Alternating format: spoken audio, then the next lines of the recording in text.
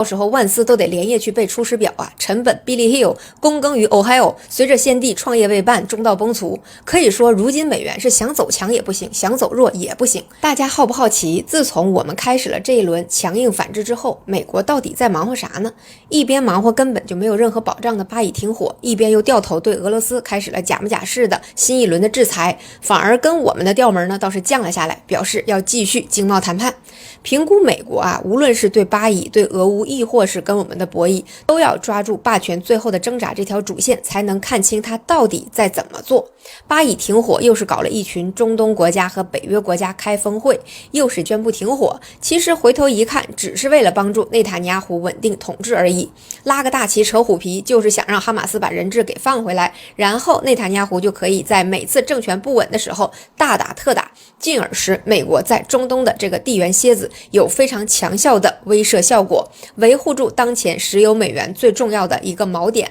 而俄乌这边呢，特朗普先是口头表示要取消布达佩斯跟普京的会面安排，随后呢又对俄两家最大的石油企业宣布制裁，好像是又要支持乌克兰了。但仔细一看，司机去白宫，一没有要到战斧导弹等远程可以攻击俄本土的武器援助，二没有资格在白宫召开记者会，俗称扫地出门。这事我得说一句啊，司机真是个人才，干脆就在白宫门前摆个摊儿，人家可不是卖话筒，而是卖惨啊！大家可能不知道啊，西方有很多同情乌克兰的民众，见不着苦主的时候呢，还不至于圣母心泛滥；见到如此落魄的当年自由民主教的圣人呢，还是很能给正在争取选民的共和党上眼药的。毕竟啊，白宫发言的总统千万，在白宫门前合法摆摊儿政要，司机确实是独一份。由此可见，川普也没得到自己想要的结果。川普真正想要的不只是讨好俄罗斯，结束俄乌冲突对美国的牵制，其实是想通过割让乌克兰的顿巴斯，让俄罗斯让步，进而获得对乌克兰的矿产的控制。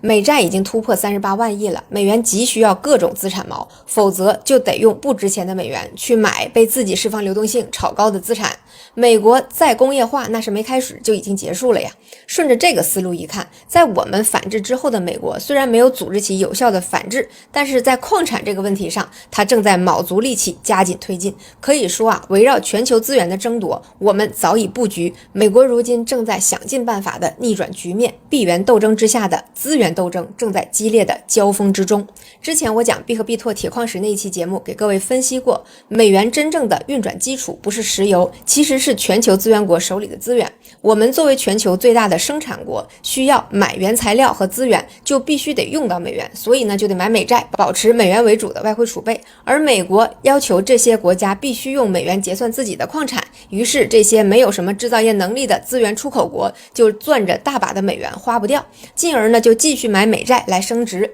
本质上是美国得到了我们的商品和大把的流动性，我们得到了资源国的矿产和能源，而资源国失去了矿产，得到的只是美联储系统上的一串字符而已。告诉你钱正在生钱，其实这部分的资产可以被美国随时的增减。可以说啊，石油美元只是一个表达方式，真正美元霸权的基础是全球资源和美元的绑定。而现在人民币国际化的着力点就在大宗商品的贸易上，而非金融用途上，其实就是在撬动美元真正的根基。如今我国作为全球最大的石油进口国，从2024年的数据来看，石油进口已经有近一半是用人民币来结算的了，今年比例只会更高。去年我国共进口5亿吨石油，我们的第一大石油进口国呢是俄罗斯，进口了1亿吨，90%用人民币结算。沙特的7800万吨，去年20%是用人民币结算的，今年有可能会提升到50%以上。排名第3的就很有意思了，是马来西亚7000万吨。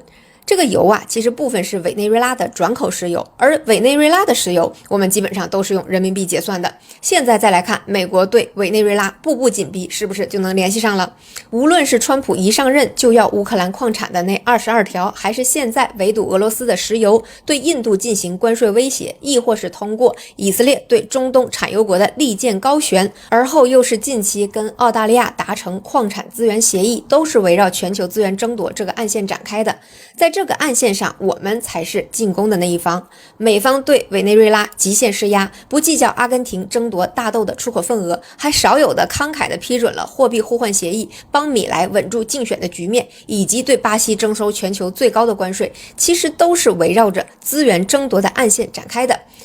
而面对我们对外布局了接近20年的全球化资源采购体系，其实美国现在也是两头堵的状态。一方面，美国为了维护美元霸权，就得强令各资源国必须用美元结算。以前美军这天兵天将一样的威慑力，只需要把军舰开过去就能实现目的了。现在航母上被也门胡塞武装打出来的窟窿都修不好，不拿出点真金白银给到资源国作为补偿，那些国家为什么要放弃跟自己的第一大贸易伙伴做生意的机会呢？而我们作为全球最大的生产国，跟资源型国家本就是天然的互惠互利的伙伴关系，巧妇为有米之炊，是最符合规律、长治久安、繁荣太平的组合。美国想要跟我们争夺资源国家的矿产和能源，既没有那个武力，也没有那个财力，所以就非常的着急。即便乖顺如澳大利亚可以派军机来南海表表忠心，也不肯对咱家加关税进行反制，就说明掉脑袋的买卖有人做，赔钱的买卖没人做，这是一条铁律呀。其实现在这些资源国家都明白，